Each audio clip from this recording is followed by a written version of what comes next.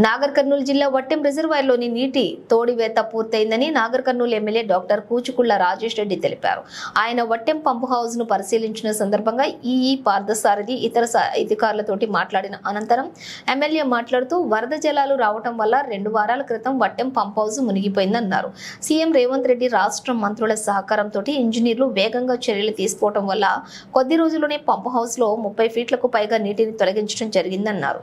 ప్రస్తుతం పంపు హౌస్ లోని మోటార్లను ఇతర పరికరాలను శుభ్రం చేయించే పనులు జరుగుతున్నాయని అన్నారు. ఈ పనులు వచ్చే 15 రోజుల్లో పూర్తవుతాయని, అప్పటి వరకు మోటార్లు డ్రై మరియు వెట్ రన్ కు సిద్ధంగా ఉంటాయని ఆశాభావం వ్యక్తం చేశారు. నీళ్లలో మునిగిపోవటం వల్ల మోటార్లకు ఇతర పరికరాలకు ఎలాంటి నష్టం కలగలేదన్నారు. పంప్ హౌస్ రన్నింగ్ కు కావాల్సినటువంటి విద్యుత్ కోసం సీఎం సహకారంతో 62 కోట్ల రూపాయలు మంజూరు అయ్యాయన్నారు. వీలైనంత త్వరగా వట్టెం రిజర్వాయర్ రైతులు ప్రజలకు అందుబాటులోకి వస్తుందని చెప్పి అన్నారు. ఎవరు తప్పుదోవ పట్టించే మాటలను నమ్మవద్దని విజ్ఞప్తి చేశారు. నాగర్ కర్నూలు నియోజకవర్గంలోని ప్రతి సెంటు కుంటకు సాగునీరు అందించేలా సీఎం సహకారంతో చర్యలు తీసుకుంటానన్నారు.